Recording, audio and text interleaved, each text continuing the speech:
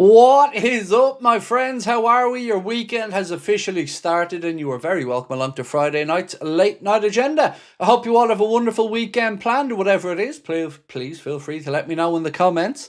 Of course, the Reds not in action again until Monday when we take on Barnsley in the FA Cup, and we'll have a little talk about that tonight as well.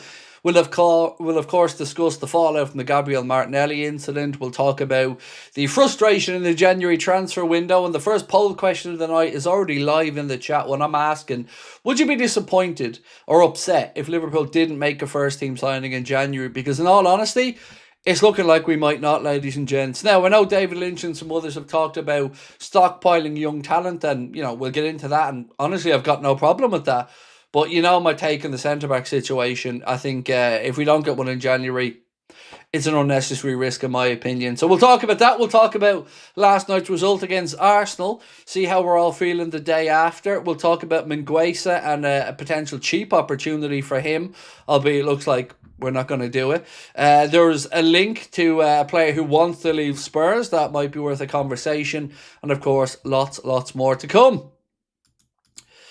FA Cup games are now paywalled. Absolute disgrace.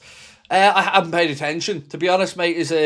So they're what, on TNT Sport or something like that, are they? That is shocking, to be honest. It's the FA Cup. You would think if anything in football would be kept free to air, it should be the FA Cup, mate, shouldn't it? It is the people's competition, the oldest club competition in world football.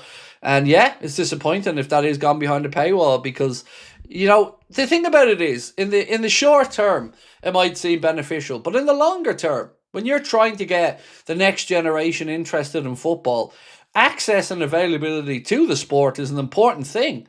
And being able to watch top-level football, putting it behind pay barriers for everybody it's just not going to help longer term. So some things I think should be sacrosanct, and the FA Cup should be one of them. Right, so Sander said, Arne dislikes Chiesa. Chiesa wants out. Why keep? Well, it is an interesting question, Sander, because I don't know if it is going to be a case of we keep. There's been mixed reporting on this one. Some reports have suggested that Chiesa could very well be gone by the end of the transfer window. I really don't know what's going to happen with Federico Chiesa in this window, but I do know this. Regardless of how little he is used by Arne Slot, if we move him on without bringing in a replacement, it is absolute stupidity of the highest order. Even having him for very limited minutes would be better than us having an injury crisis and no way to sort anything out. So if he does move on, it can surely only be if Liverpool have another player lined up to come in. And we know there are reports of varying levels of interest in him from Italy. The likes of Napoli, Juventus have been mentioned. So we'll wait and see what happens. But I honestly do want this Chiesa saga to end sooner rather than later, for everyone's sake. He's got a World Cup that he might be eyeing if Italy qualify for to try to get there. And he's going to need to get minutes to do that. And he's not going to get those minutes at Liverpool. I mean, if we haven't seen that clearly again since Salah's gone to the AFCON, even last night against Arsenal, we didn't get picked for that game. So he's just not going to get picked. So it's just a waste of a player for us. But we still need to have some bodies on the bench. So let's wait and see what happens as the month gets a little bit closer to its end. When Mohamed Salah returns, we may see something happen. But I do agree. It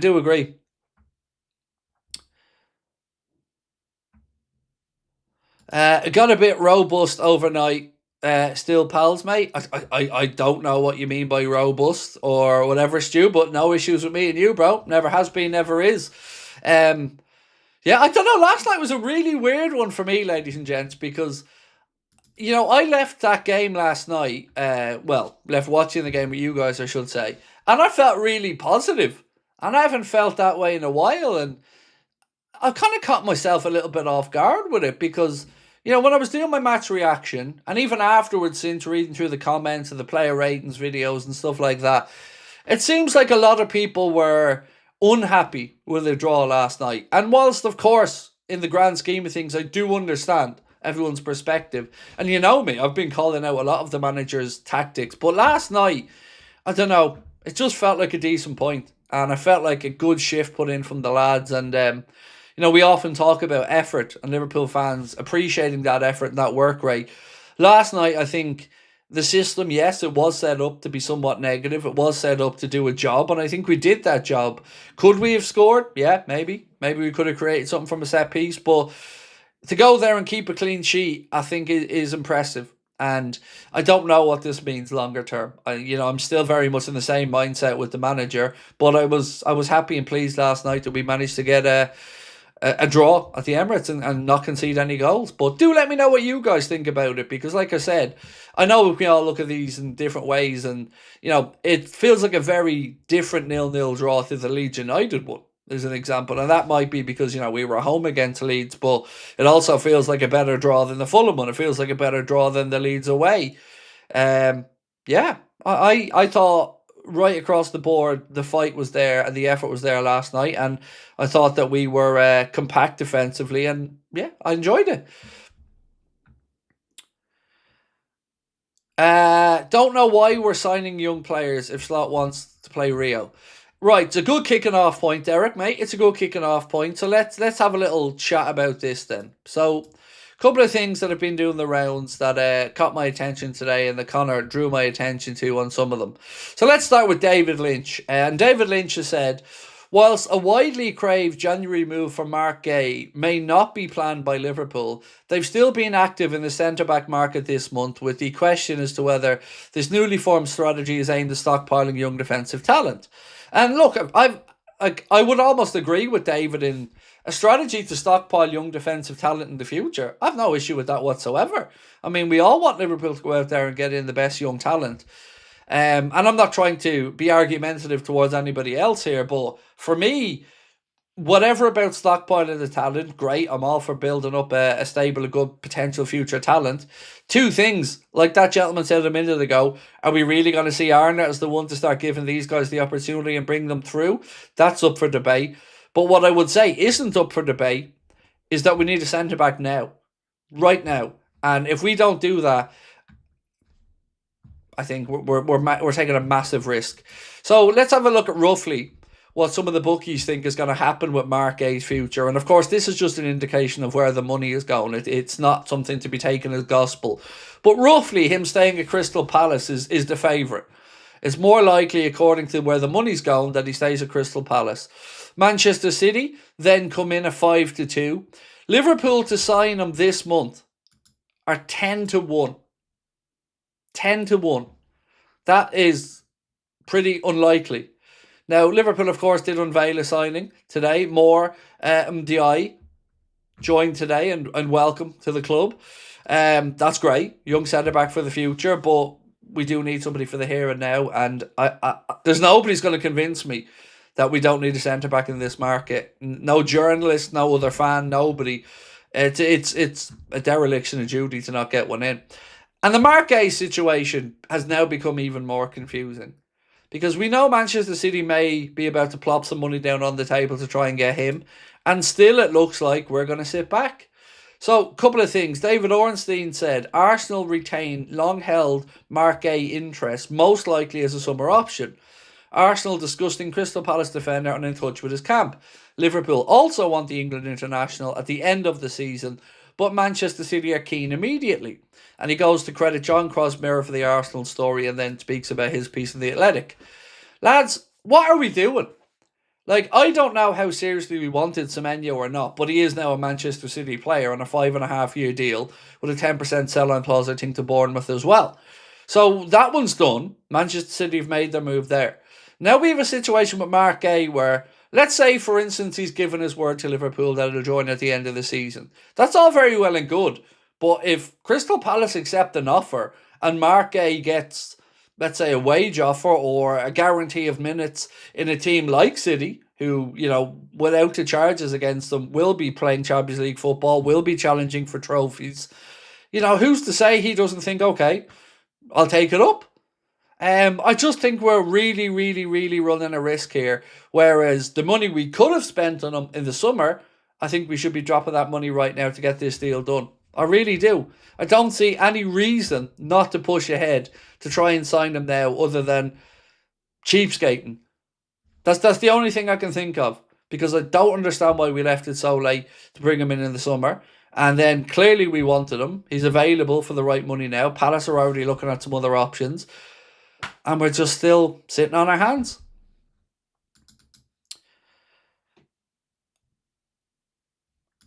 Adam Christmas says, clever left-footed centre-back, hard to come by. Potential, yeah. Potentially hard to come by. But I just don't understand the situation with Mark A. Sorry, there's a mark on my screen that's annoying me. I just have to wipe it off. Apologies. Yeah, I don't understand why we're not making a move here. Another interesting story from the Mail that caught my eye today was, do you remember Oscar Mingueza? We've discussed him a little bit on the channel over the past month or two as somebody who plays for Celta Vigo and that we've been linked to it. Well, this piece here in the Mail said that Newcastle United have been offered the chance to sign Celta Vigo's Oscar Mingueza after he's entered the final 6 months of his contract. With Aston Villa and West Ham also interested, a fee of $8 million would seal an immediate transfer. So, here's my pitch to anyone that thinks we shouldn't try to sign Mark A or bring in a centre-back now. We currently sit 2 points ahead of Brentford in a Champions League spot. Chelsea chasing, United chasing. And we are in the position right now.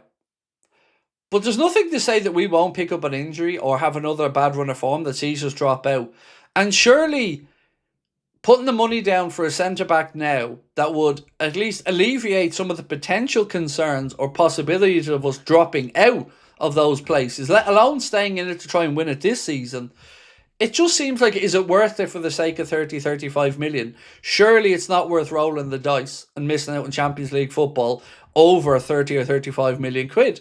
Especially for a player you've already tried to sign. I'm baffled. I'm truly, truly baffled by this one. Jack said, how's things, Craig? I'm now in my happy place. Have you on TV, country music in the background, party in the living room, and thank you for everything you do. You're a credit, man. It's my pleasure. You never need to thank me for that. I'm lucky to get on here and chat with you guys every night. So, yeah, glad to have you with us, and thank you so much for your kind words. But, yeah, look, to get back into the comments, let's see how everyone's feeling. Haley said, I'm happy with the game. We all thought we were going to get beat, so a draw and the performance were great. The Martinelli situation doesn't sit well with me, how Connor ended up being booed by the fans. Look, there's been a couple of, I appeared in a 442s video today that they made around the Martinelli incident. So I've started watched it. I had a little read through some of the comments. And some of I can only describe them as Arsenal fans because they have Arsenal profile pictures and Arsenal player names in their accounts. Some of them trying to say Bradley either deserved it or Bradley was taking the piss. Honestly, go fuck yourselves. Because there is no defence of Gabriel Martinelli here. None. And if you have any ounce of common decency about you as a human being, and you are trying to defend that little toe rag and his behaviour, I've got no time for you. None, zero. Let's be honest. We all want to get behind and support our own players. Fair enough. And I'm not saying that anybody should be looking to really cause Gabriel Martinelli hardship. But let's be honest about it. It was scumbag low-life behaviour called out by Neville, called out by Keane, called out by many former pros, called out on Ref Watch, called out by everyone far and wide. Because that's exactly what it was. Scumbag, petulant behaviour from one pro to another. Now, what you're going to hear as an excuse from some people is he didn't know he was injured. Let's look at that, shall we? So the first time he goes over and bounces the ball off him, maybe he doesn't know how badly injured he is.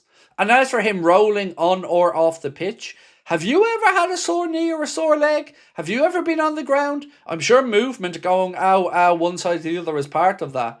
To then lean in and say something to him, to then go away, come back again and try to drag him off the pitch. I'm supposed to believe as a rational human being that at that stage, he didn't know how badly injured Conor Bradley was. If you're trying to defend that as an Arsenal fan or as anybody else, fuck you. It's as simple as that. There is no defending that situation. Players, if there was a collision and he was rolling around, fair enough, you might think he's trying to run the clock down. But there's a couple of things you need to remember here. At that period of the game, Liverpool weren't exactly being bombarded and holding on. If anything, in the second half, Liverpool looked more likely to go and win it.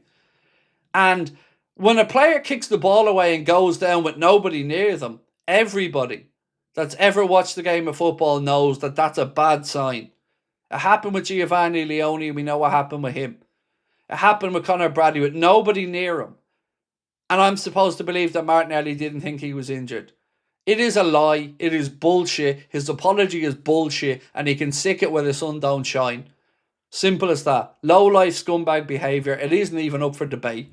Heat of the moment stuff, my arse.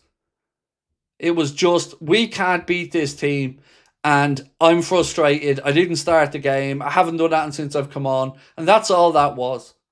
And I'm actually disappointed in Arna, because he had the chance to be honest about it as well. Remember, ladies and gentlemen, children are watching this. The next generation of football fans that we just spoke about a moment ago when we were talking about the FA Cup and we're talking about bringing through that next generation of football fans and making them fall in love with the sport. That's not the type of behaviour I want my son watching, or I want your son or daughter watching. That's not sportsmanship. Sportsmanship is going to battle for 90 minutes, shaking hands at the end of it, going off in your separate ways. One professional sportsman to another would know damn well that that was serious. So anybody trying to defend the situation, nah, doesn't wash.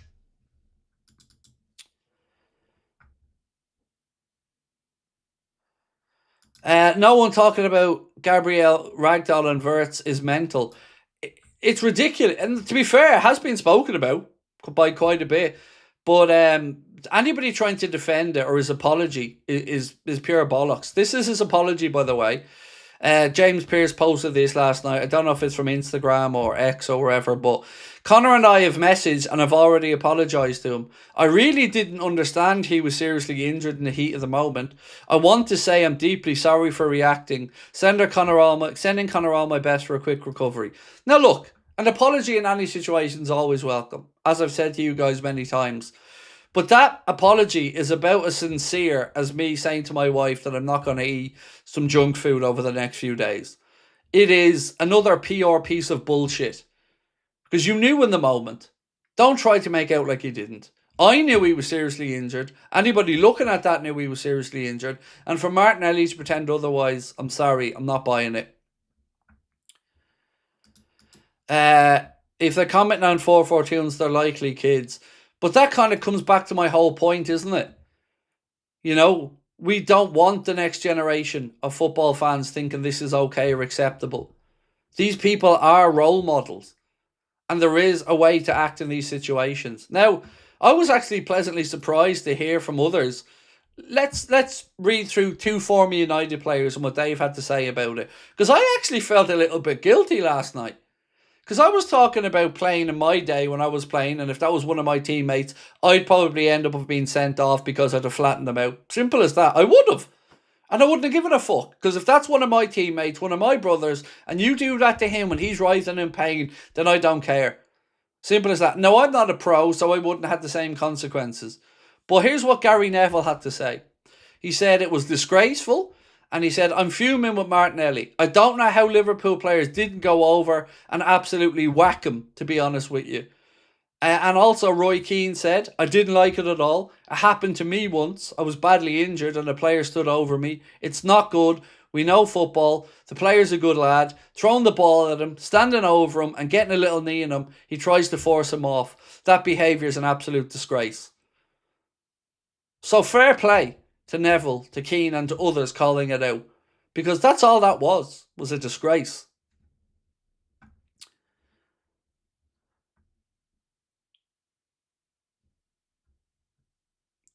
Right, what have we got in the chat? Arsenal fans are saying the club should fine him. Not for me to say what Arsenal should do with their own player. Up to them. All I'm saying is, I don't believe that Gabriel Martinelli didn't think he was injured in the heat of the moment. Because it wasn't one, it wasn't two, it was three actions. And if he hadn't come back to try to physically drag him off the pitch, then maybe I'd have thought differently about it. But like I said, not once, not twice, three different actions in that moment. And I'm supposed to believe that in none of those, he noticed that he was actually genuinely hurt. Right, let's get into the news anyway. So, as we mentioned a moment ago, Arsenal look like they could be joining the race to try to sign Mark Gay from Crystal Palace. We talked about Nico Schlotterbeck quite a bit, and I think Connor mentioned this in his morning video as well. Real Madrid are stepping up their interest in trying to sign Borussia Dortmund defender Nico Schlotterbeck. So, I don't know. Let's check in on our poll anyway, and we'll see how people are feeling. So, would you be happy with no first team signing in January? We'll leave that run a little bit longer. It's almost at 900 votes, and we'll let it go for a few more minutes, and then we'll come and revisit.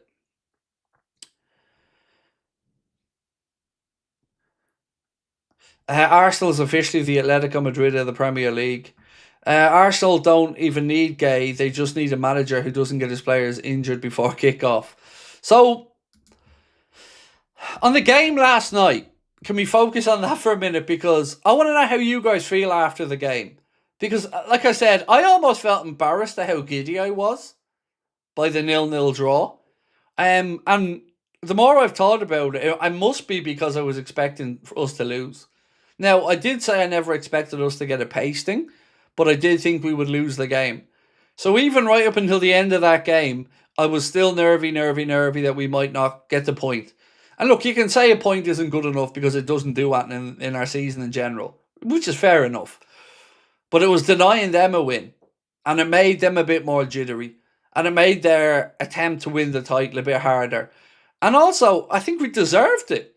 We absolutely deserved a minimum of a point from that game. But there is one thing. We could have lost that right at the end. Better connection on that from Gabriel, that header, and we could have lost the game. That's one moment that did sit with me, because for all the good stuff we did, and there was lots of it, and right at the end with that set piece again, he makes a better connection on that header, and we could have lost that right at the end, and we wouldn't have deserved to have lost the game.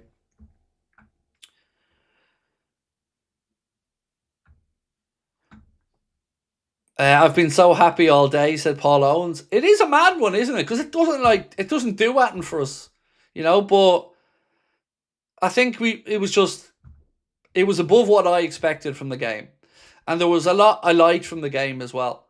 I found the setup and the way Arno went about setting the team up very interesting, especially seeing Cody Gakpo playing as like a left wing back.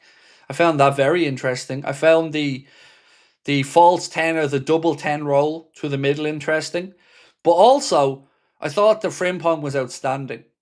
Absolutely outstanding, as was a lot of the players. I did notice there was quite a discrepancy between your scores and my scores in the player ratings video. And that's what made me think back and go, am I getting too giddy here at that draw last night? Am I being unrealistic? And the truth is, I probably was a bit overly praising and did score a little bit highly. But do you know what? A 0-0 draw again and a good solid defensive shift. I'm happy with that.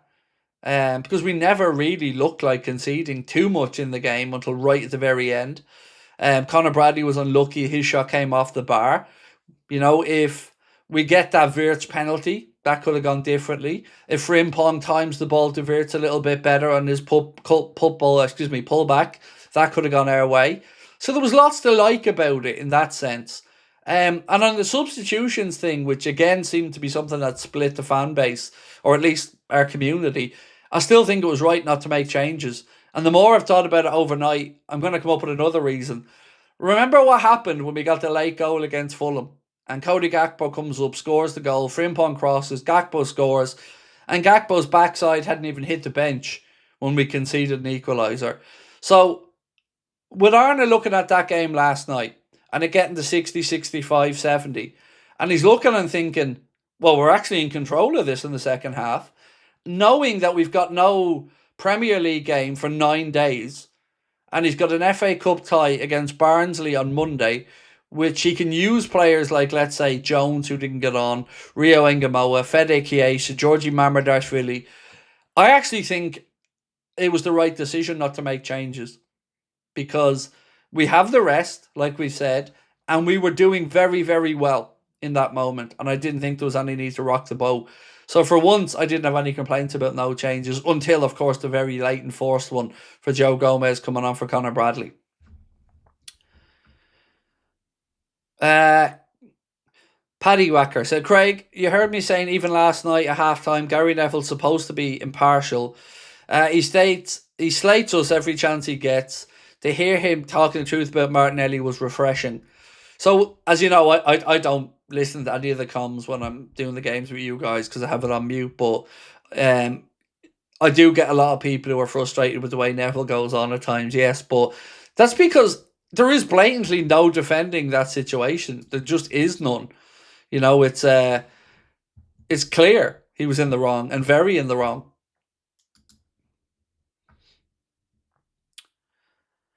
El Stew said, anybody who has played or coach will know making subs in a game against top of the league team when you're on top, but tense with no game for a while would not have made a sub. I defended it, Stu. I don't know if you were with us for the game or not last night, mate. I can't remember.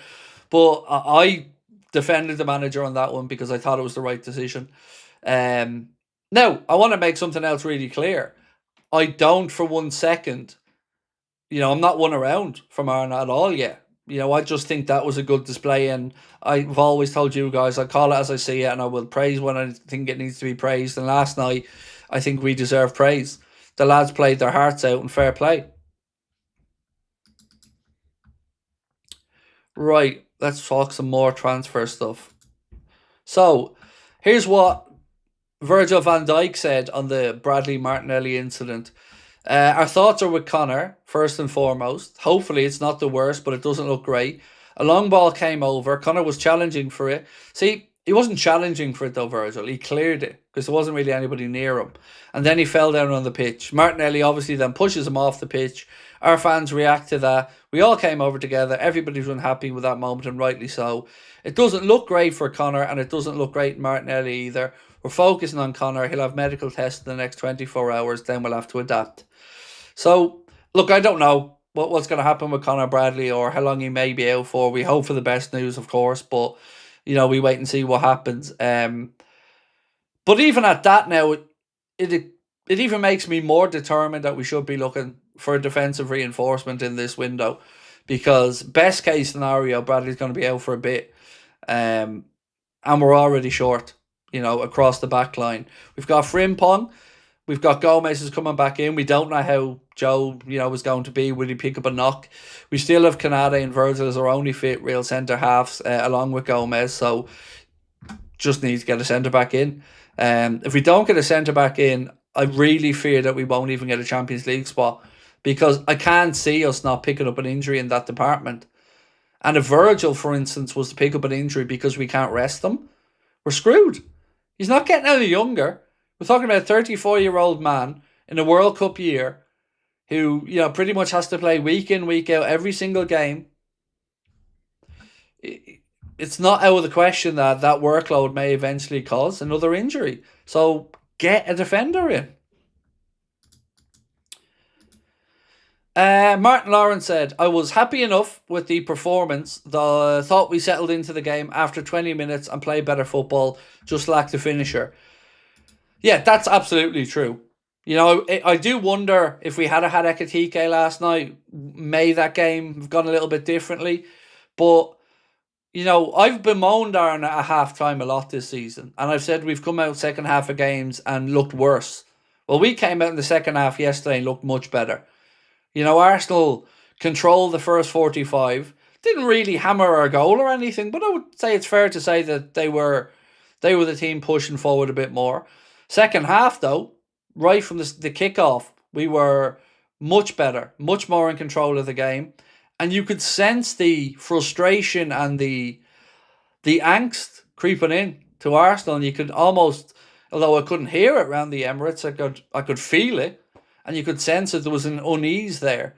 And to boo Bradley getting carried off on a stretcher, you never want to say anything to an entire fan base. But all I can say is, anybody who booed Connor Bradley getting carried off on a stretcher in tears is an absolute piece of shit. Simple as that. We know the procedure. Love them, loathe them, hate them, whoever they are. If a player is going off on a stretcher getting carried out, everybody applauds and wishes that player the best. That's how it's done. End of. to boo somebody on a stretcher, because I didn't even know that happened until somebody told me late last night, because of course I watched the games on mute. I couldn't believe it. I could not believe it happened. Like, what type of lowlife do you have to be to boo a human being injured going off on a stretcher? Wow. That takes a special kind of asshole to do that. And again, what example are we setting to kids and the next generation if they think that's the behaviour that's acceptable inside a stadium? Jesus. Look, ultimately it's a bit of booing. But it's not a booing situation, is it? Let's be honest. It's a stand there and applaud, or at least say nothing situation. My opinions on the manager, said Eddie, haven't changed. Nor have mine, Eddie. You know, if you said to me right now, would I fire Arnold? The answer is still absolutely yes. But I've always swore I'm not blind hatred. I call it as I see it, and I talk about each game and each game's own merits. And last night, the manager deserved praise, rightly got it from me, and the team deserved praise for keeping a clean sheet. And I understand the setup, because we were going into that game last night with a load of injuries. Mohamed Salah was at the AFCON. We had no Alexander Isak because he has a fractured leg. We weren't able to play Hugo Ekitike. Rio Ingemoa and Fede, we know, aren't going to get onto the pitch. So we were kind of the walking wounded. But he set up a system in a way that worked. And that deserves to be praised. As does the player's performance. But you got to ask yourself again, you know, why aren't we seeing more of that? Because it felt to me like, and that was the reason I said we were never going to get hammered last night, professional pride was going to take over. Because during the week, you'd heard the likes of Dominic Szoboszlai and others speaking up to say, we are the champions. They're going there to try to become the champions, all right? But we are the champions. And that's why I always thought that there was going to be at least good work rate and effort from the lads, because there was professional pride on the line.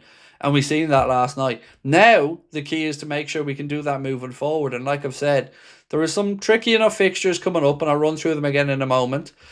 I'm trying to put together a preview for the game against Barnsley, and my God, lads, it's a tough one. Connor had to go with it on the podcast, and we recorded an episode of that earlier on, myself, Connor and Chris. That'll be out at 10 a.m. tomorrow morning. We discussed everything from darts names, because my darts shirt arrived today. So we discussed possible darts names, and we need one for Connor. So we need a name. Connor hasn't settled on his one yet. My darts shirt arrived today. I've already posted an image of it in the WhatsApp. So mine's here. I'm ready to go. I'm ready to hit those 1s and 5s like they're going out of fashion. But we need a name for Connor. So any suggestions for a darts name for Mr. Crosby? And Chris has already called himself Caveman. So it's Chris Caveman Stonage. It's Craig the Truth Houlden. And Connor doesn't have he hasn't decided on one just yet. So anyway, the fixtures coming up. We've done Arsenal. We played that one. So we've got Burnley at home on the 17th of January. Now, that should be 3 points, lads. Bournemouth away, 24th of January. It's hard to really know what to expect, because, you know, they're without Semenyo now, but they will be well set up, well drilled. So, you know, hard to know what to go with on that one. Newcastle at home, that's going to be tough, because they've come into a bit of form, and as you've seen themselves, they're scoring late winners, and they're feeling confident, and we know they hate our guts. So that's going to be another game that I expect our players' levels to go up as well. Then we've got Manchester City at home, and that for them is going to be a case of, if they drop points to us, they can really count themselves out of the title race at that point. And then Sunderland away. So the other day I said 8 points from those 6 games. I'm going to try to go back over it in my mind now, knowing that we've got one at the Emirates. So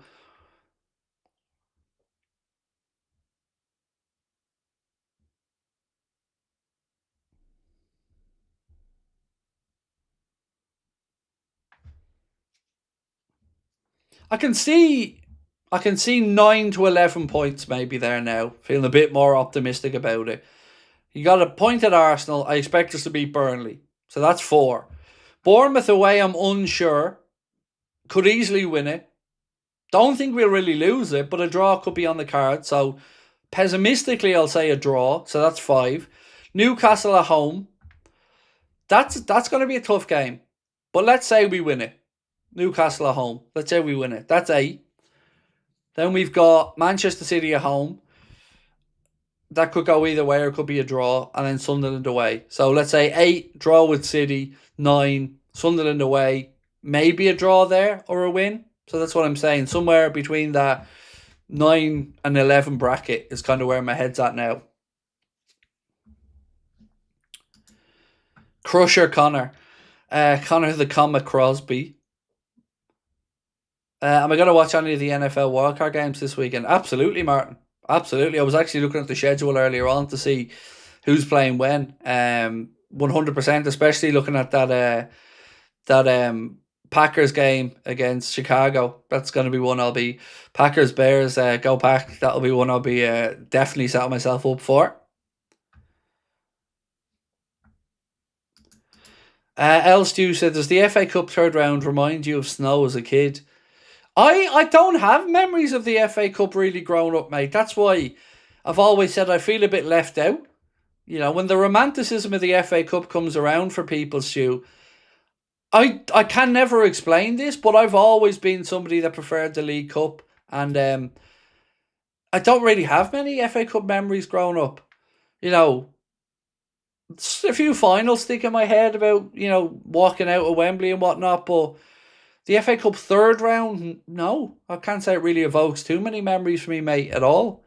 Yeah, I don't know. I've never felt... It might be because I'm not English, but I've just never felt the connection as much to the FA Cup. I've always liked the League Cup more. I can't really explain it, but I just have. Maybe that's why I was a little bit more annoyed than others that we were throwing away the League Cup when we put the team we did out against Palace, because I always like to see us get to the final and try to win that, because, you know, it's a nice early trophy. The legend said, I really do hope Bradley has a speedy recovery. Yeah, it's fingers crossed, honestly. It's fingers crossed on what happens with that, because either way, I think we're going to have to get to a point in the summer where we talk about Conor Bradley's future, because, you know, Arna and whoever the coach may be, if it isn't Arna, is going to have to start looking back and thinking, look, no doubt about the kid's ability, but he seems to be unable to go a run without an injury. And of course, that in itself is just unlucky, because no player wants to be injured, and every player will try their best to mitigate against injury. But, you know, the human body is the human body, and some players are just more prone to it than others. And you feel like that's more likely going to be the thing that holds back Conor Bradley's progression at Liverpool than his footballing ability. So it'd be interesting to see now, you know, what way the club look at this in the summer. Eddie Cox-Wilkins said, Wrexham owner actually turns up, not like our owners don't turn up. Yeah, maybe. Look, I'm somebody that believes the owner should be there to write the checks and kind of keep their nose out of the footballing side of it. But there is something to be said for owners that are there, heart on sleeve. But I think, you know, are those days at the top level kind of gone? Because a lot of it's investment firms now, or, you know, multiple ownership groups involved. Not really like the local man or woman done good boys football club, whereas heart on sleeve kind of thing. Yeah. So I don't really mind it as much as long as they're writing the checks.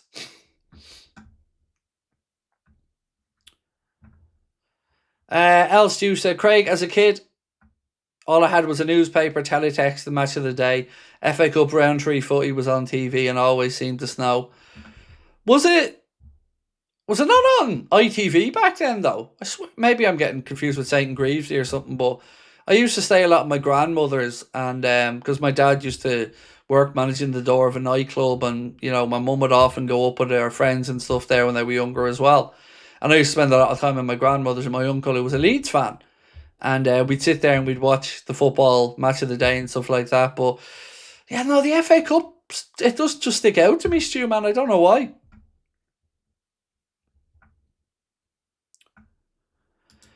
Stargirl, how are you? Said, I don't know why they are focused on buying young talent because we know Slot doesn't play them or is involved in the academy. It's pointless. So let me put a counter argument across to you.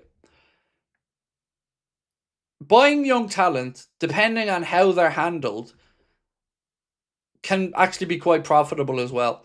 So if Liverpool do get into the multi-club model and we do start to, add a club or two, or our owners, start to add a club or two, then you get the ability to put these guys out on loans where you know they're going to get games and you know the style of football is going to be one that if it works, they'll come back to Liverpool and be used to. If not, you could make some money on it. So there's nothing wrong with an astute bit of academy business and trying to bring in the best young talent. But as you've said, it is then going to be a very difficult case of when do these guys get the breakthrough. And I don't think this manager is the one that's going to do it either. So I'm with you on that, but I do understand the strategy of how what David Lynch describes as bringing through the potential good generation of next talent. But I'm very much a case of, okay, cool, don't mind that, but you can't ignore the here and now. And the here and now, we need a defender. So we've got a couple of players who are playing for the 21s. The 21s team, Connor's just sent that to me. So we can rule probably these out of playing for the Reds on Monday. So the 21s tonight line up with Petchy in goal, then Davidson, Lucky, Nallo and Chambers, Kelly, Pilling, Morrison, Laffey, Doherty and Wright. That's how the 21s line up today. So, wouldn't be expecting any of them then to really get into the squad for Monday. Maybe you see Wright come onto the bench, perhaps. Right, let's get back onto the poll. Right, we are almost at 1,500 votes, just a couple more to go. So we asked, would you be happy with no first team signing in January? And the answer is 89% of people would not be happy. Want to ask you another question. 1 second.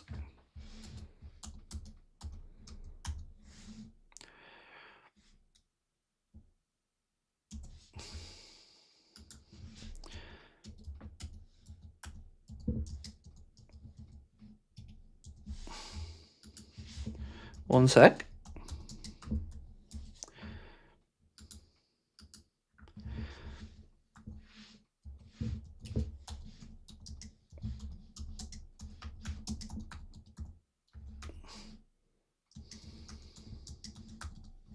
Right, so on the manager, usually I say Arna, fire him, Arna, not fire him, but I want to give you a different option as well. So Arna, keep him, fire him, or give him the season and see. So I want to see where your heads are at now. And I like taking the temperature of the fan base because, we do all swift and change, and some people, may look at last night and think, okay, 10 games unbeaten now, maybe he is starting to do it. I'm not one of them.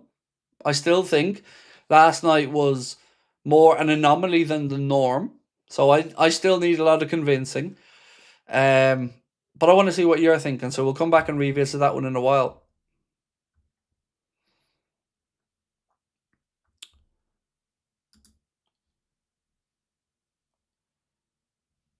What have we got? Project Lunar TV said, I think the next 5 fixtures will be telling. Yeah, I think that's a fairly astute take, mate. If we can get through the next 5 fixtures in the Prem and, pick up a good amount of points and consolidate and maybe start to chase down Villa, yeah, maybe things change a bit. But we've got through what was the relatively easy run. And, pushing aside the Arsenal result, which is a good result, at any season away from home, you take a draw and not complain about it at the Emirates. But, the 2 Leeds draws, the Fulham draw, those type of things still to me are unacceptable. They are games that we should be winning and winning with ease.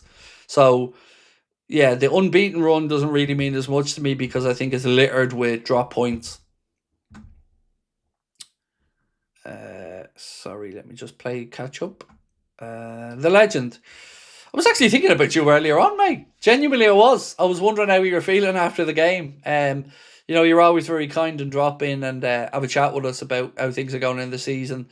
And you're always an Arsenal fan I've got plenty of time for. You've said, I'll never understand booing an injured player, and that's not the kind of fan my granddad raised me to be, so I'll never defend those who did boo. And look, mate, I would have expected nothing less from you. You're always in here and you're always extremely polite. You always give good, honest takes on the situation at your own club and, of course, with us, and I always appreciate your input.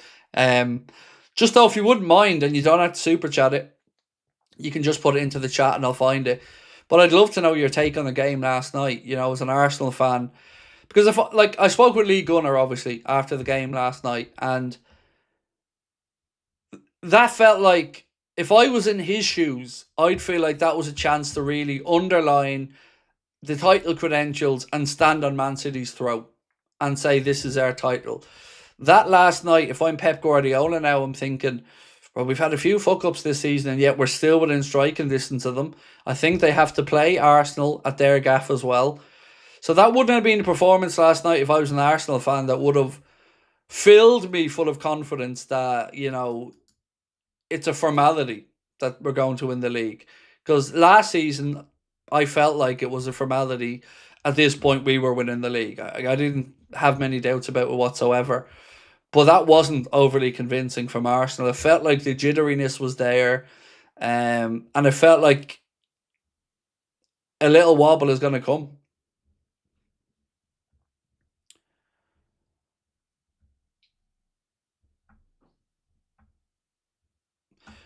Turpy said, I'm not being funny. It's been a build-up of things like the players didn't seem happy. They don't know what they're doing. Players agree are not getting minutes, so it's bye-bye in my book. Look, mate, excuse me for the cough. So I'm being adjust myself in my seat. That usually means I'm about to go and talk to you for a minute or two. That's it for me as well, dude. So for me with Arne, it's a lot of little things rather than one glaringly obvious thing that it got me to the point of I can't stand behind this manager anymore. Taking into account the results we've had, the body language. I don't like the way he interviews post-match. I don't like his takes on certain things. I don't think he's been transparent. I do feel, like you've said, there are players in that dressing room who feel frustrated.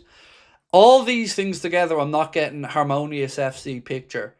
And, if you look around at what other clubs have done already and remove their coaches, I can't help but think he's only still here because he won the league. And if we'd have finished second, he'd have been gone.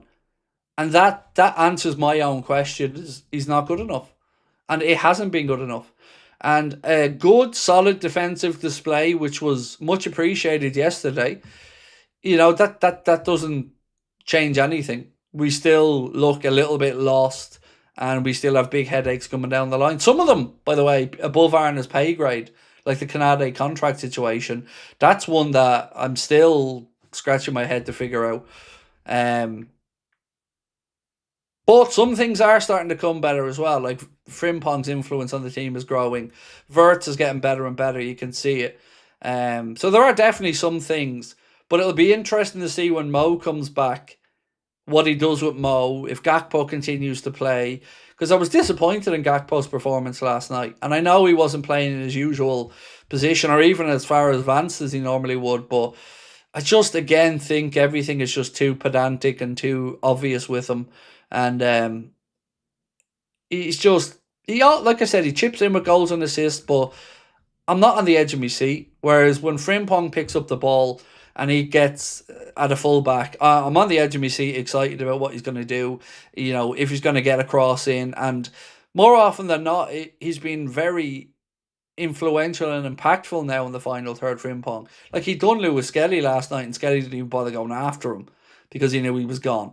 And that's something we've missed a lot, is that blistering pace over the first 5 yards. Laura said, who are you rooting for in the NFL playoffs? Go Hawks. Well, Packers for me, mate. Packers. Um, Packers, but if Packers don't do it, and look, I don't think we go all the way, I'd love to see Josh Allen and the Bills do it. Just for Josh Allen more than anything. I think Josh Allen's incredible. And I know that the Bills are moving to their new stadium, and they've probably played their last game of their old one. But yeah, I wouldn't mind seeing the Bills do it. Outside of that, I don't buy into the 49ers being. I don't think they'll do it. I think it's a miracle, actually, that Aaron Rodgers managed to get the Steelers into the playoffs. My daughter's boyfriend's a big Seahawks fan. So, he's hoping for the Seahawks to do well. Yeah, look, I'm not qualified enough to give real in-depth takes on the NFL. I'm only watching it a few years, but yeah, they're my two. Obviously, Packers are the team that I decided were my team, so I want to see the Packers do well. But yeah, I'd love to see Josh Allen do it. I really would.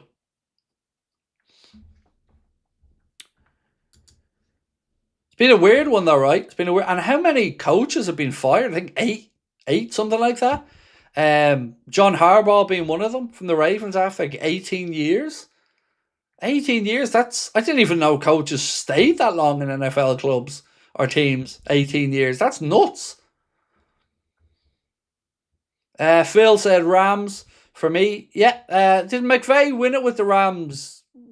What, it was like Eagles, couple of Chiefs, so it must be 4 years ago they won it. If my memory's not right. I remember, because that's kind of when I started watching the NFL a lot. And I remember Cooper Kupp was absolutely incredible that season when the Rams won it, and he was he was having a season of his life.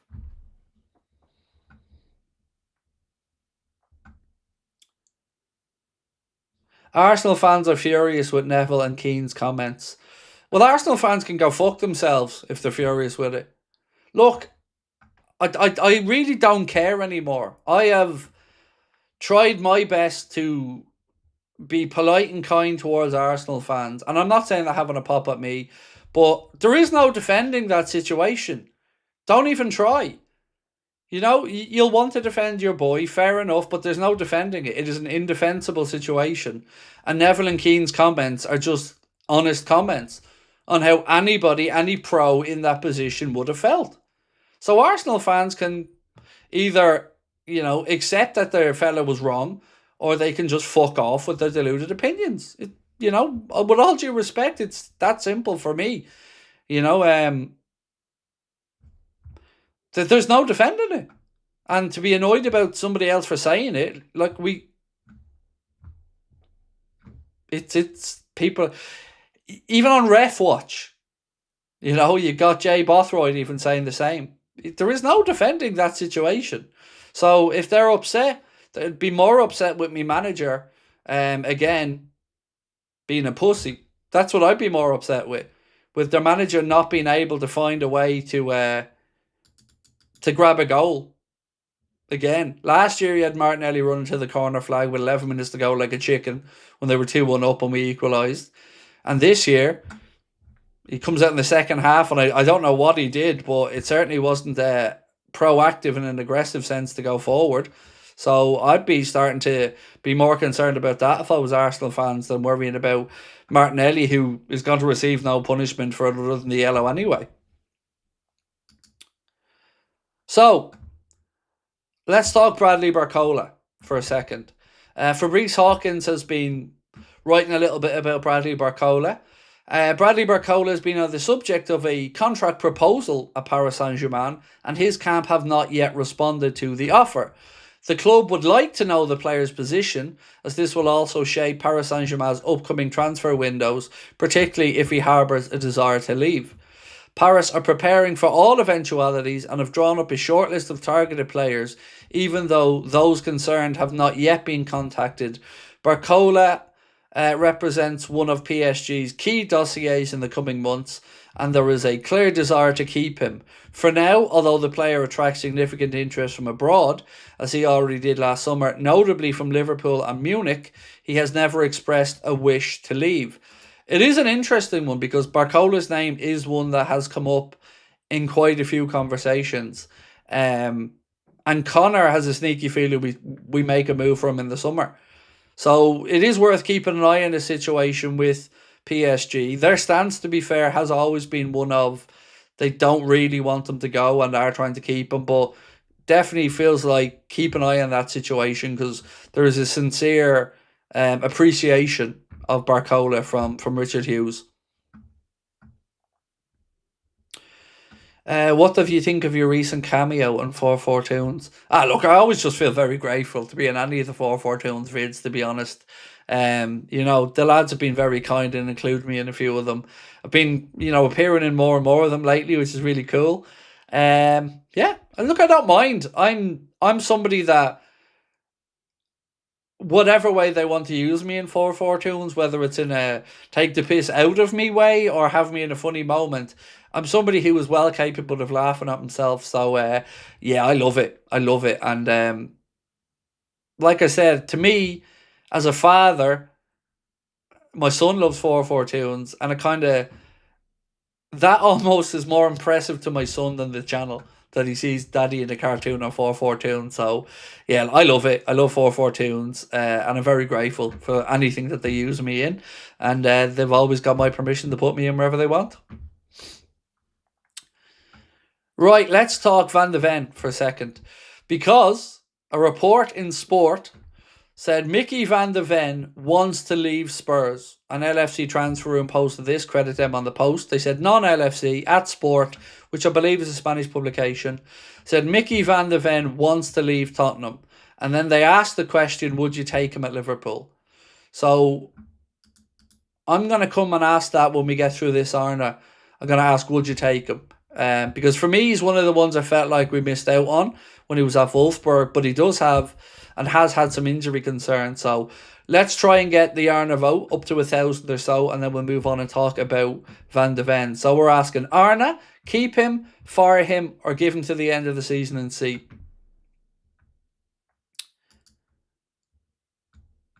Another bit of transfer talk.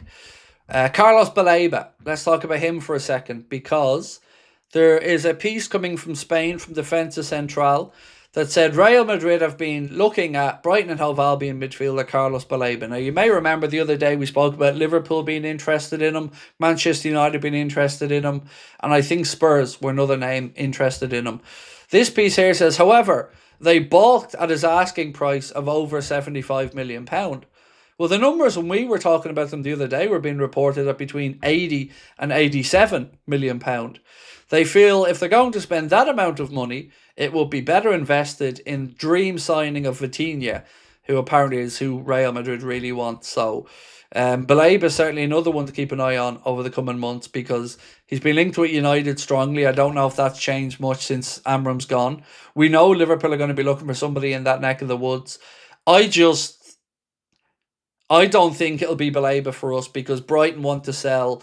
The way Brighton's model is, from my understanding, is when they sell a player, rightly or wrongly, Tony Bloom believes they should sell that player at not what he's valued at now, but what his peak value could be if he fully develops. And they tend more often than not to get really high fees. Now, of course, we got McAllister because there was a clause there that we knew about. So for me, I think Wharton would be more likely. And if I was to guess, and I am guessing, that would be where I would stick me few quid if I thought Liverpool were going to, in the summer, make a move for a number 6. Wharton seems to be the sensible play. And I've no info on it, but that would be my guess. The legend said, disappointing result, which I can't defend, but I feel as though fans are too reactionary nowadays, which I won't be. Wasn't great, but not Armageddon either. Yeah, no, you're definitely right on that. Like, you are still top of the league. That hasn't changed. You're dead right on that, mate. It's just, though, as a fan, sometimes you want a statement moment to kind of underline your credentials. Now, I would be one of those reactionary people, and you're clearly more balanced than I am in that regard. But yeah, if I was in your shoes last night, I wouldn't, like you said, I wouldn't be losing my mind over. It wouldn't be the end of the world, but I would have felt like it was a missed opportunity. But appreciate you coming back in and letting me know your thoughts. Nick Raymond, how are you, Nick? Said, in my opinion, player thought should not come into playing during sacking decisions. They can't be trusted in general to not think of what would be best for them as players. That's fair. That's fair.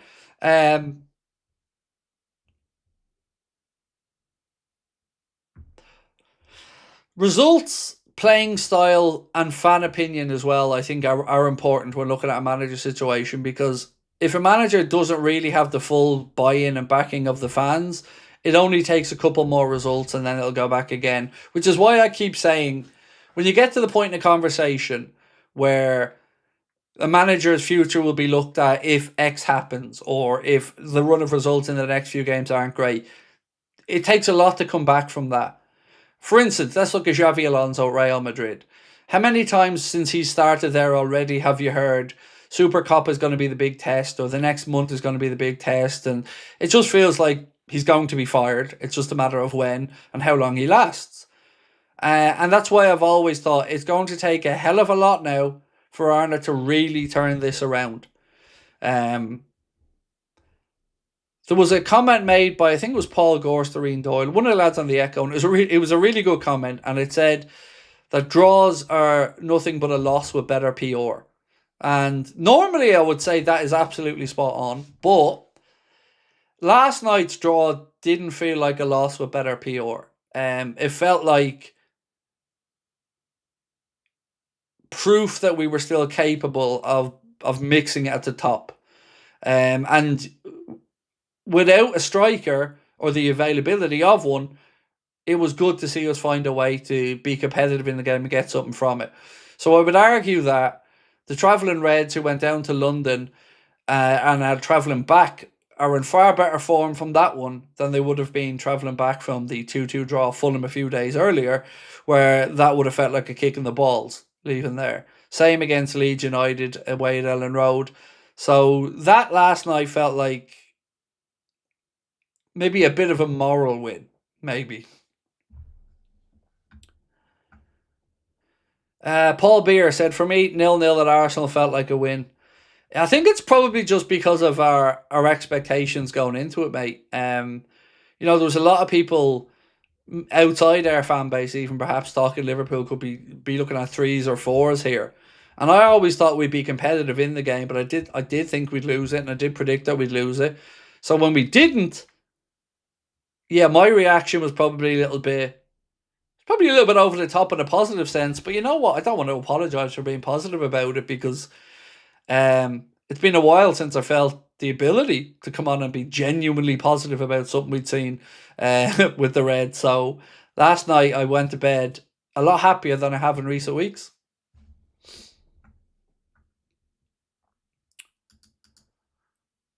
Right, so we've gone past the 1,000 votes now, and this is the result of the Arne question. So we asked Arne, fire him, give him to the end of the season, or keep him, and the results were that 51% said fire him even now, keep him 10%, and give him till the end of the season and see 39%.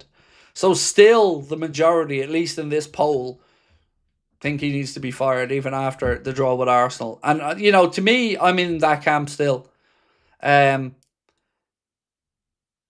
give him till the end of the season part, I think I'll have a stronger opinion on over the next 2 weeks. I've never really been one that believes holding on just because your right manager isn't available is the right thing, if it looks like the players are second guessing the manager anyway. So the next couple of weeks will probably lead to me saying, okay, let's see, versus, again, no, I'm still in, get him out. Because right now, if I was given 2 buttons, keep him or fire him, I'm still pushing the fire him button.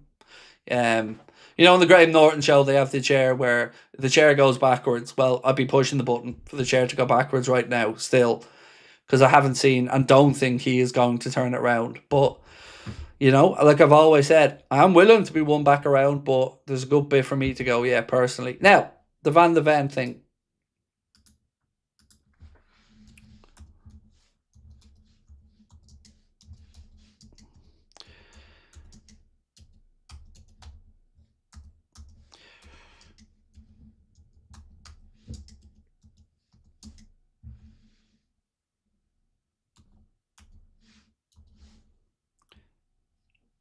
So, I've asked, would you take Mickey van de Ven? But I've put in £50 million because I've no idea what it might cost. If you want, I can get rid of the money. So I'll just say, would you take Mickey van de Ven? Because, me coming up with 50 million is just a figure I've plucked out of thin air. So, would you take Mickey van de Ven? Yes or no? I've always felt like he was the one that got away. And I would take him, but he would have to be in the Joe Gomez role of, he's the centre-back that we know may have a few injury concerns over the course of a season, but you can't carry multiple ones of them. Because on his day, he is incredible and pace to burn. And I really do feel like we should have signed him. So for me, I would take Van de Ven. Especially, like, let's say if we sold Joe Gomez, brought in Van de Ven, I'd be all over that in the summer.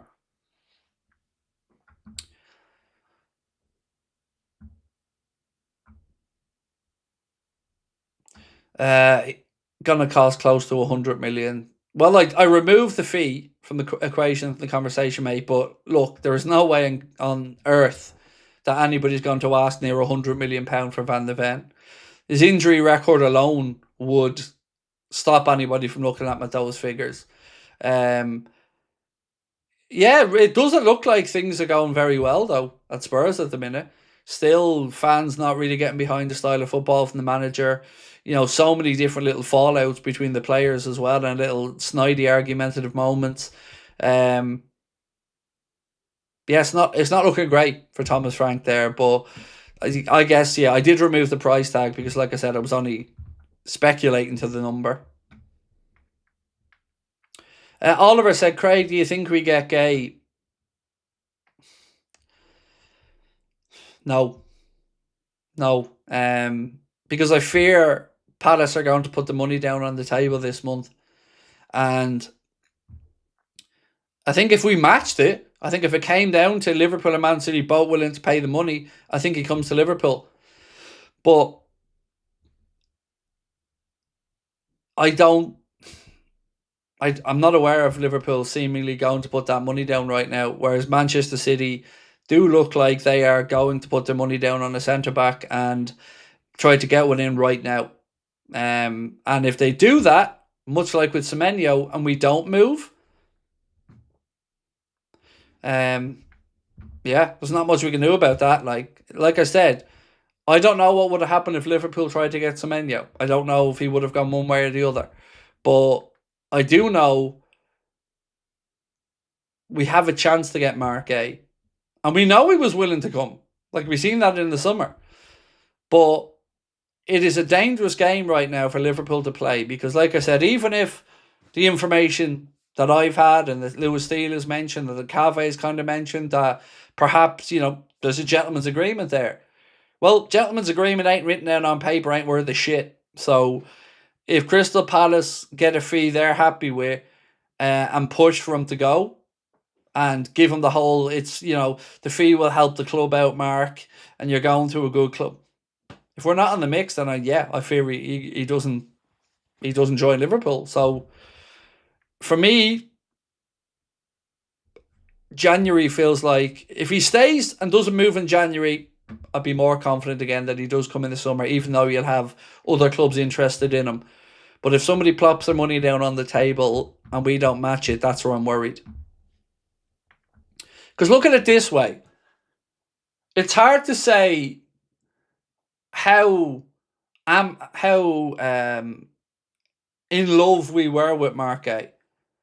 Because it's not like he's a player that we've been trying to sign from the start of the summer and at the end of the summer got a breakthrough and fell away. It was kind of one that came up quickly enough. We'd been linked, there was talk, but the negotiating and stuff only seemed to happen towards the end, and I can't help but question why that was. And I don't think I'm on my own there. Were we trying to be too clever? Did we just decide near the end we needed a centre-back?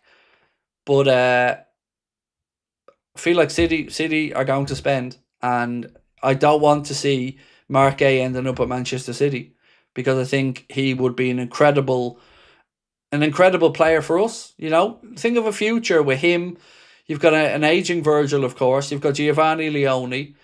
And the youngsters who we're bringing through, and then we've signed now this week, the 17, 18 for the future, the kid from Senegal, the kid from Vienna. Maybe you bring Kwanzaa back as well. We don't know what's going on with Canade. And again, that Canade situation, I can't emphasize enough how worrying that is to me for the rest of the season. Because we still don't know. And when we don't know, the negative columns is going to be written and the frustration is going to grow.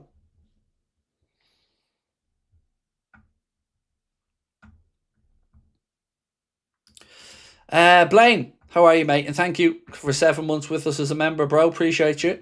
Said he was definitely the one that got away. We should have signed him. And I might be wrong on this, Blaine, but wasn't George Smadka's son working at Wolfsburg at that time? And you'd feel like, if I'm right on that, and I have got it right, and if I've joined those dots correctly, it feels even more egregious that we didn't move from in the end.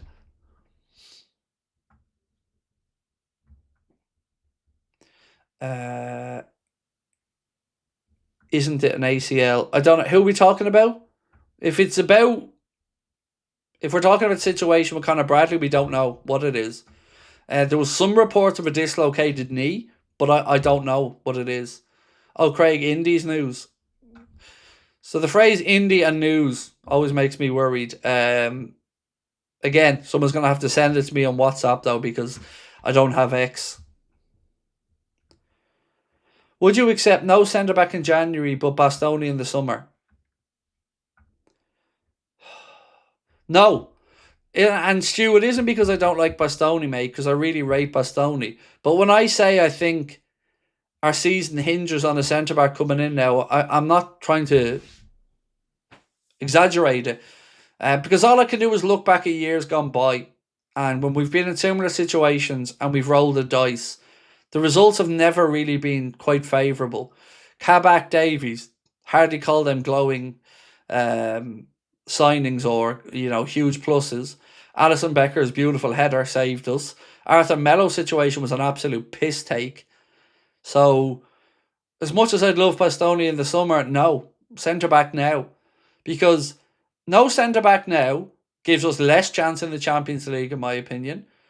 To win it gives us less chance, or at least puts more of a risk on the possibility of us not even qualifying for it. And again, I'm concerned about injuries for the overload of minutes on the players that are having to play at centre-back week in and week out. And we need one in the summer, and they can get one. So it should be open and shut that we get a centre-back in January. I can't figure, other than cheapness, I can't figure out a reason why we don't go get one. That meme guy said we should go for O'Donnell, who's fairly priced and has Champions League experience. There was a quote, I'm not sure if you heard me read this one out the other day, mate. I have it here still, so I'll go through it for you. Kind of caught me off a little bit off guard, to be honest, but it was... Where are we? This one. It was from his former coach at Club Bruges, who said, if Bruges can get 49 million for O'Donnell, they should sell him without hesitation. Nobody in Belgium is worth that much, and he isn't ready for a club at this level yet. He needs guidance.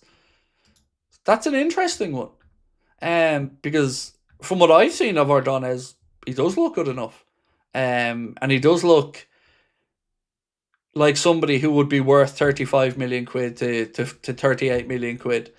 And again, we spoke about the production line of talent at that Ecuadorian club, Independiente del Valle, that they've already brought through.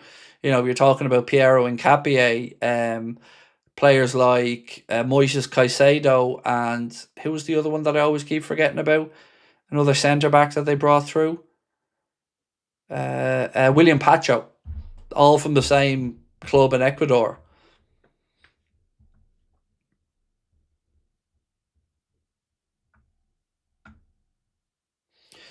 Craig, when Mo makes it to the final of the AFCON, would you do a watch along? I haven't been able to watch the AFCON. And I've asked them in Discord. It doesn't seem to be available in Ireland. Like, I know Channel 4 are showing it in some format, but on my Sky platform, I don't have the option of that particular Channel 4, and I'm region locked when I try to do it.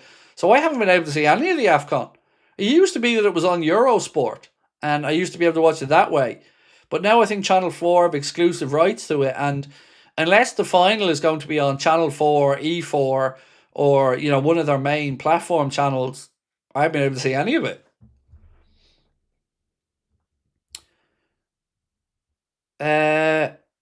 Run Arnstad, thank you for becoming a member, mate. Welcome to Anfield Agenda FC. They booed Frimpong too after he was taken down. Look, I said this during the game last night, so I'm going to reiterate it. I had no problem with Arsenal playing on when Frimpong was down. None whatsoever. If they didn't want to put the ball out, that's on them. They don't have to. The referee's job there is to make the decision, and it wasn't a head injury, so they played on. And the same happened in reverse when I think it was Martinelli that went down, and we carried on and we played on for a little bit, but then the ball hit Saka in the face and the ref stopped it for a head injury then. But I'm okay with players playing on when a player's down if it's not a head injury, because that's at the ref's discretion then. I think the sporting thing to do is to put it out, and you would always appreciate a team putting it out. But look, I don't know, booing a player down injured is just fucking weird. Unless, imagine what they would have done to Victor Osimhen then. Imagine Victor Osimhen's antics when we play Galatasaray. Imagine having to deal with that at the Arsenal fans, because that lad was going down every 30 seconds when we played them, and the referee was stopping the game non-stop, and none of them are really head injuries.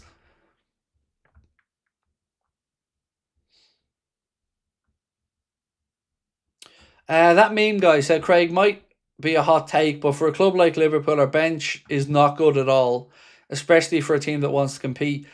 It is a tough one though, because if we're looking at our bench, we have to take into account injuries. So if we had a full fit squad available, I think there are still areas of our bench that we do lack depth in. Certainly central defensive midfield is one, because Endo is okay, but it shouldn't be at the club long enough to be a real contender for the spot. We've not got anywhere near enough competition for wide left because he refuses to play Rio and Chiesa. So I think the bench in itself needs some context to it. But I do feel that I'm in agreement with you that we didn't build out the squad enough. It almost felt like we just did replacement player for player and upgraded on those, but we didn't build out the squad. Still can't figure out how we're not trying to get Elliott back. That just feels like an easy win. Maybe there isn't a recall option, but I bet you Aston Villa would be more than happy to send them back, because, whether Arner fully trusts him or not, he's a Premier League proven talented player at a time where he's not getting minutes and will be chomping at the bit to do well. So that feels like a no-brainer for us. And also, if he stays at Villa and doesn't play, he's still going to come back to Liverpool, and we're still going to have to try and sell him if we don't want him long term. So bringing him back to Liverpool to give him some minutes and opportunities, even putting him in the shop window, is just better business planning moving forward as well. Either that, or you take the reins off and say to Aston Villa, okay, we'll remove the obligation to buy if Unai Emery will actually start to give him some playing time. There has to be some settlement situation to this, because it's disgraceful what's happening with Elliott.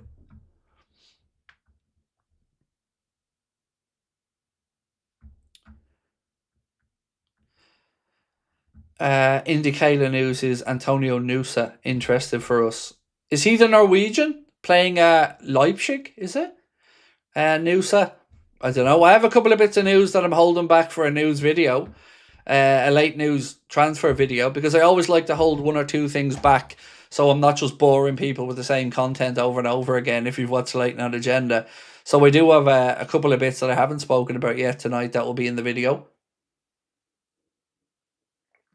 Oh, and also, on this, 1 second.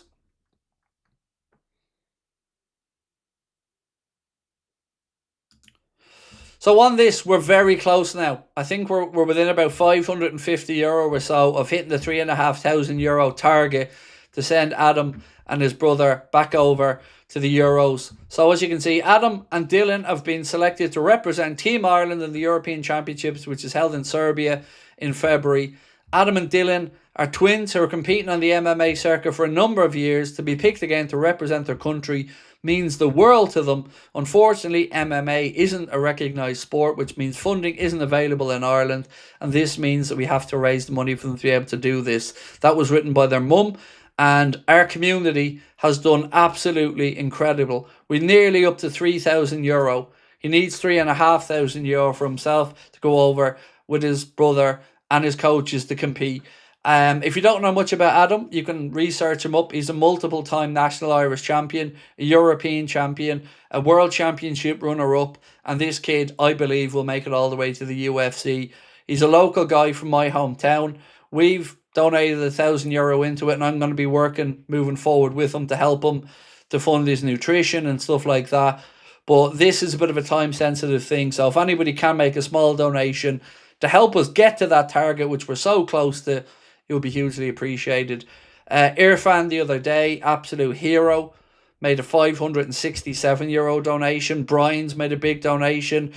We've made them. I've passed on some super chats that have been sent in and made donations, but we're close, and it'll be a proud moment. And I know he wants to come on and say thank you to you all as well. He messaged me the other day saying he can't wait to do a video to let you guys know exactly what a difference you've made to him and his family, because allowing him to just focus on his training, that could be the difference here. And I'm right behind this young lad. I think he's going to go all the way, and he could be our next Irish guy in the UFC.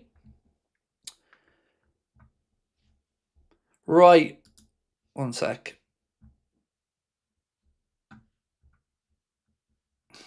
Sorry, bear with me.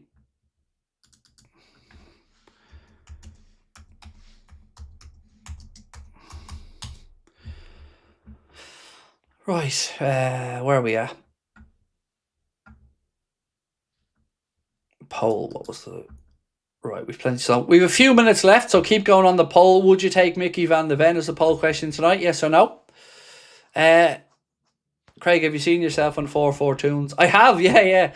I love when I'm on there. It's great.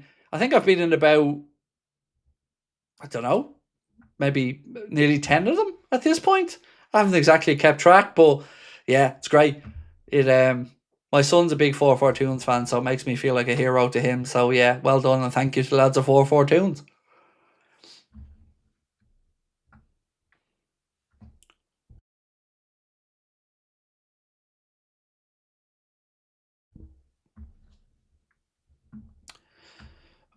Someone's left the heating on in my house, lads. I'm absolutely melting here, and the missus is at the gym, and she told me, "Oh yeah, your daughter will turn it off." My daughter's as forgetful as I am.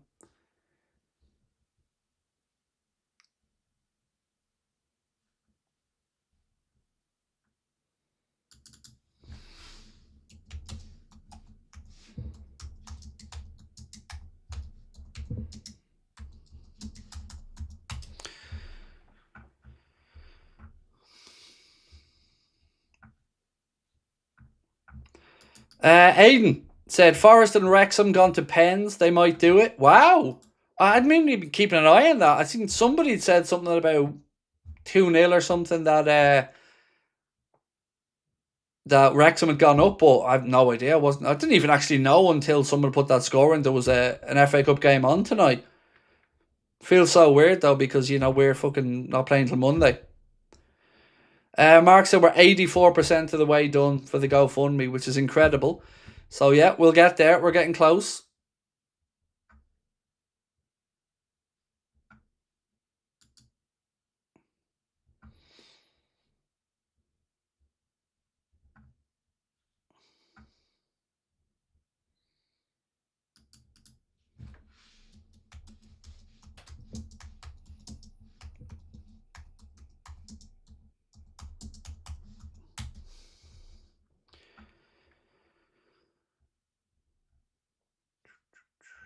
Uh, 2-2 apiece, and both each missed one. Ooh. Speaking of the under-21s, they won 3-2, said Mark. Yep, Connor sent me a list earlier on of the players that played for the 21s. tonight and give us an indication of who might or might not be playing then on Monday. So it was Petchy, Davidson, Lucky, Nallo, Chambers, Pilling, Kelly, Doherty, Laffey, Morrison and Wright.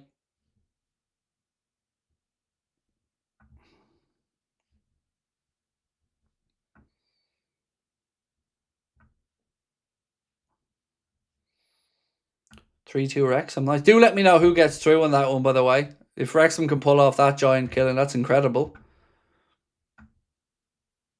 Why aren't FSG pushing for a centre-back? Your guess is as good as mine. I have no idea. But I know it's... I know how much it's winding me up that we haven't made a move for one yet. Because, like I said, it's blatantly obvious we need one.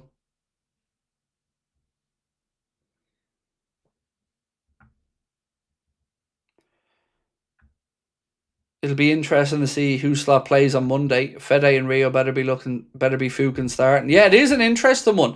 I have to do my preview tomorrow. So I'm trying to put together an 11.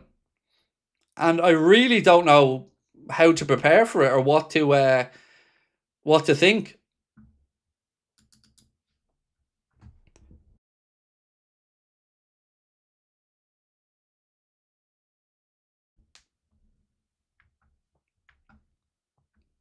Wrexham won, have they? Have they gotten through?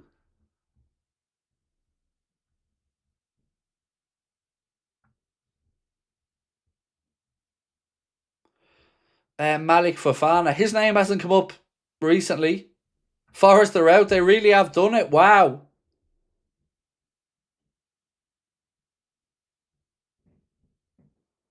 That's incredible.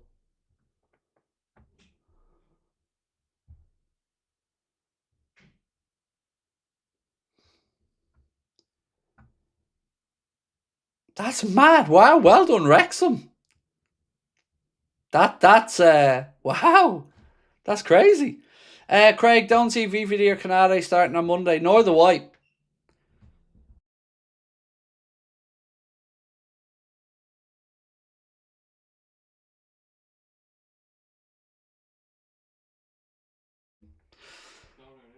Thank you. Yeah, look, there's no way that you can play Canade and VVD on Monday. None. You have to be going like Joe Gomez and I don't know. Bajcetic is injured again, by the way, for those who are wondering about him. I know we've been talking about that one. Do you play, I don't know, do you play Robbo at centre back? Because in that, it's a tough one. I'm really struggling to figure out what 11 to try and put together. I mean, goalkeeper wise, right back, you can go with Ramsey. Left back, I'm kind of stuck on a little bit. Centre back pairing is going to be very hard. Gomez, all right, but who else do you play alongside him? Nallo, and Lucky you play for the 21. So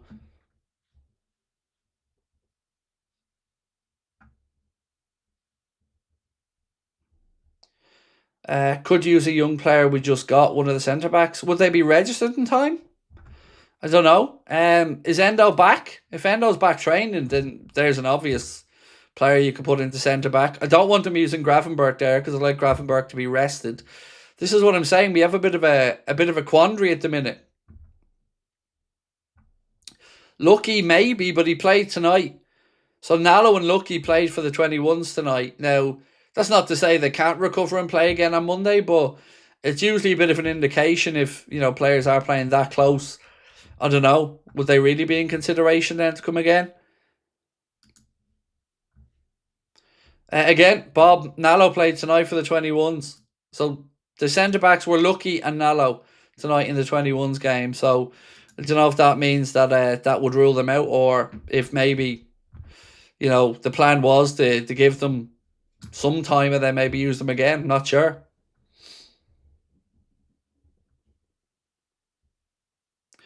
Oliver said, why is FSG behaving like top four isn't important, Craig? No signing means harder to get there.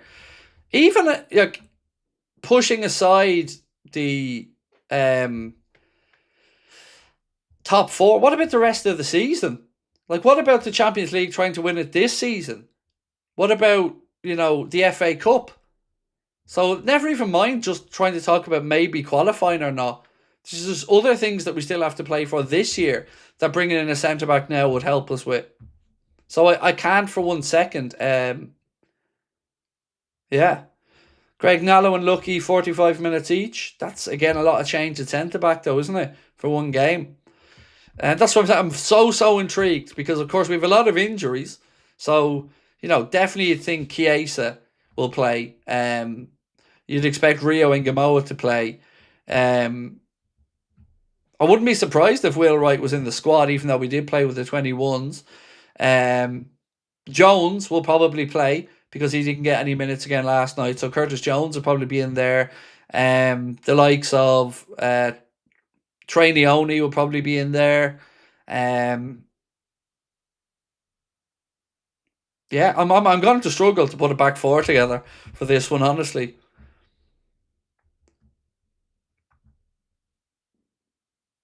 Craig is surprised that we've kept Bochecha since he's so injury prone. Am I surprised? No, because what do you do anyway? Like, you're not going to move on a player that's injury prone. So you kind of have to at least hope to get a point where you get a loan spell somewhere where you can get months without an injury to move him on, or hope that he can put these injuries behind him. I am hoping it's a kind of Gerrard growing pains kind of thing, but I don't know. Like, he is picking up so many injuries and he just can't get a break. And it's frustrating because he's a very, very good player.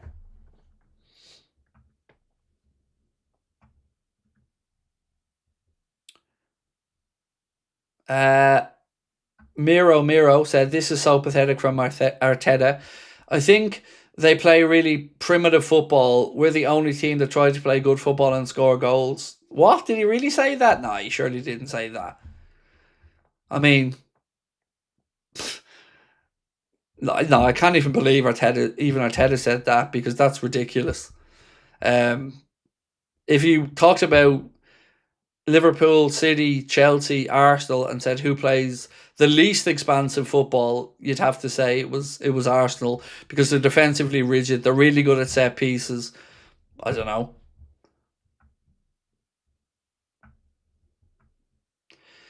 I think GUEHI is going to City. I fear he may.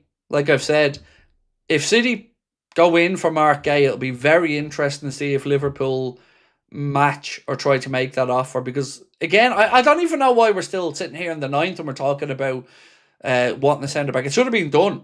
It should have been done early doors in the window, because there is no way to say we don't need one, because they tried to get one in the summer. So they admitted then they needed a centre back, and it's only gotten worse since that point, because Leone has been ruled out for the season, so they can't make that argument. Joe Gomez, they were willing to move on, and he's had a couple of injuries this year already. And Canade's contract situation's up in the air. There is quite literally no excuse for not getting a centre back in January. None.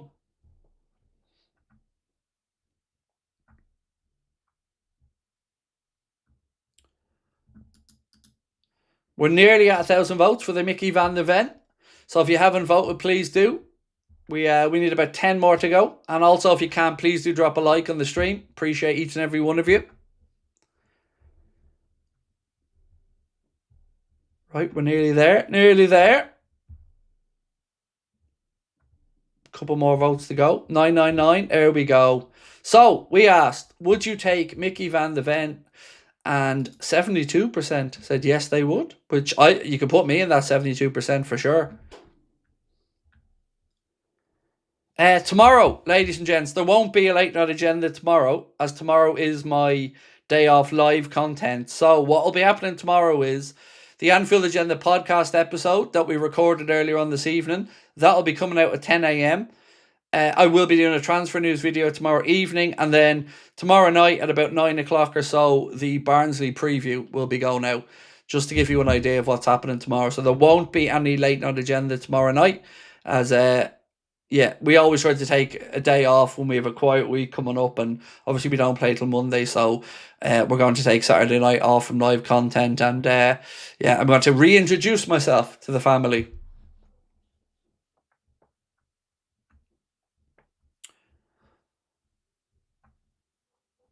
Mickey van de Ven will go to Barca. Maybe. I could see him at Barca. I really could. Yeah, that's a good show. So who do we think's going to win the Spanish Super Cup? It's going to be an El Clasico final. Barca absolutely trounced Athletic Club 5-0, I think. And then in the Madrid battle, it was 2-1 to Real Madrid over Atletico.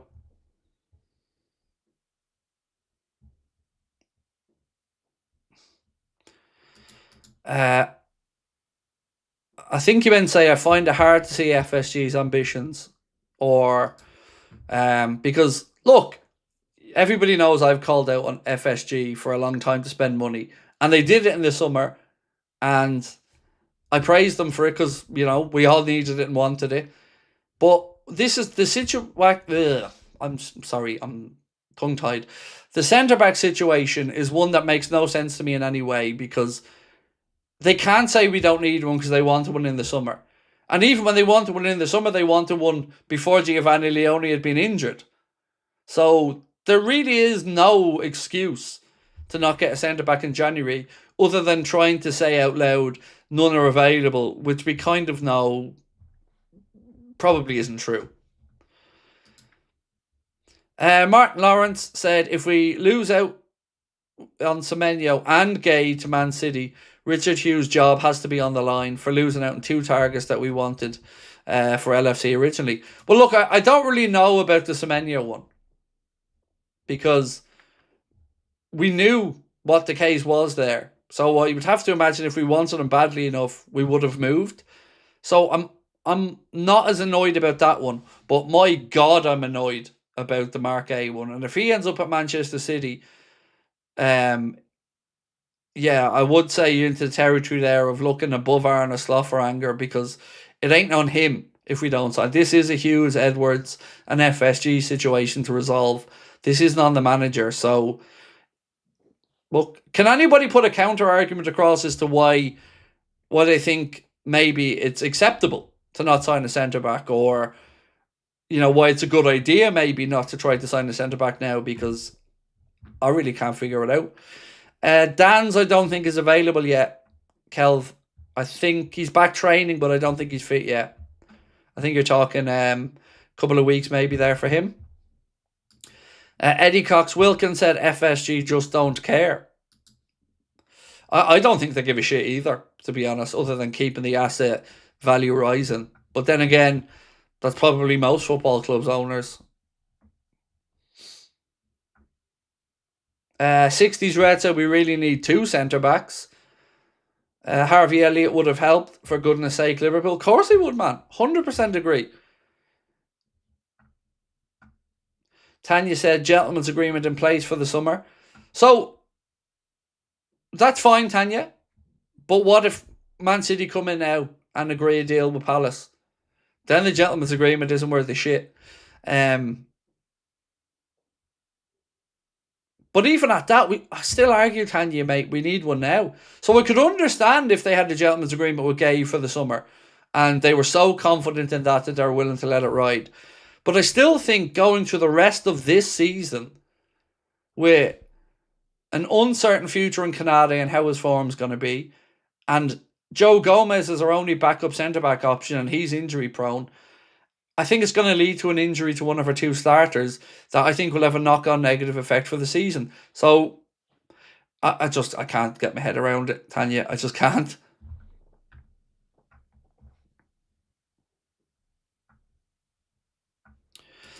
Andre said, I don't like Slot at all, but we don't fire our Champions manager less than a full year after we won it. We're Liverpool, 22 coaches in 140 years. So I don't agree with you at all on this, to be fair, but I respect your opinion. So of those 22 coaches in 140 years, it's 133. But he's also had more losses in one calendar year than any of those other coaches that you've talked about. He has overseen losses by 3 goals in 3 games in a row. He has taken a club that was so full of ambition and goodwill going into the season and removed all of that. And this We Are Liverpool shit, I find it a bit cringy, because what do we get for being the good guys? Like, you either think Arne Slot's good enough or not. And if you think he's good enough, cool. That's a different conversation. But you've already said I don't like Slot. So why would we, or why should we, as a club, risk the rest of the season with a coach that many of us don't rate just because, he won the league last year? That is such a small club mentality that I can't get behind it. And again, I do understand the ethos of what you're trying to say. I just disagree with it. Because you do the right thing. And the right thing is to stop the rot and get the team moving back in the right direction. And if you've decided Arne ain't it, I just don't think dragging it along is I just think it's going to just become worse. Because if he's starting to get the idea that isn't going to happen, and let's be honest, if he's not in talks for a contract extension, he's probably getting the idea that they're having second guesses about him. Then the players don't kind of know the potential transfer targets that you're looking at, might not know who the coach is going to be. I just think that, to me, if you've made the decision he's not good enough, pull the plaster off. But look, again, appreciate your input, Andre, and we can respectfully disagree.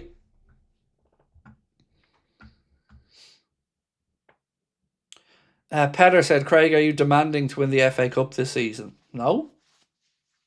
To me, the season, Petter, right now where Liverpool are at, is defined by Premier Leagues and Champions Leagues. That's it. That's where I'm at. That's what defines a good or a bad season for us.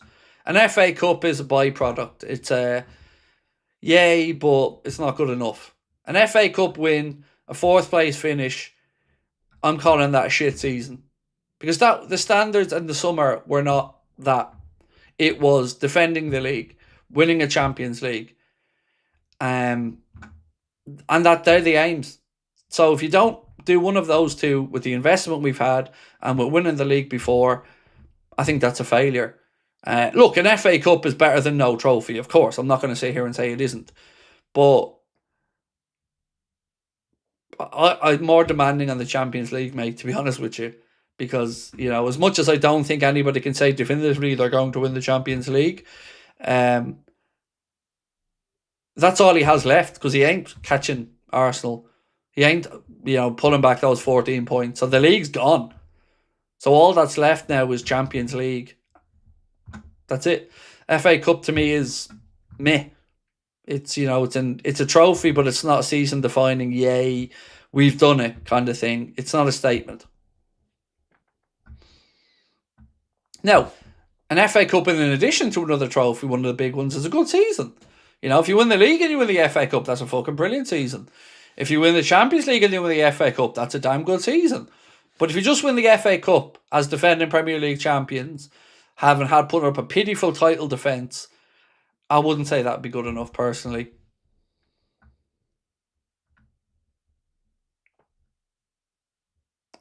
Right, ladies and gents, I'm going to say goodnight to you, and I'm going to go and record the transfer news update with a couple of players' names that I haven't mentioned in tonight's stream as well. So that's going to be out in the next 20-25 minutes. The preview will be out tomorrow night. The Anfield Agenda podcast will be out at 10 a.m. tomorrow morning. Myself, Connor and Chris discussed, we did our mid-season awards as well. So we named our player of the season so far for Liverpool. We named our player of the season so far for the Premier League. And we named our best player in each position on the pitch as well. Best defender, best midfielder, best centre-back, best attacker. So I hope you'll enjoy it. It will be out in the morning. And do let us know in the comments whether you agree or disagree with our choices. Then we respectfully disagree with each other, and it's all good. Thank you for being frank and for not mistreating me over my opinion. Andre, mate, people to disagree with me the way you have is exactly what I hope for on the channel. I'm always here, bro. I'm always here for genuine, sincere fan debate. Whether we agree or disagree, it's how people go about it. And you, sir, were the height of respectful, and you deserve that respect back. So thank you for your input, my man, and thank you so much for your beautiful message as well. It means a lot. I'll see you tomorrow, folks. Have a good one.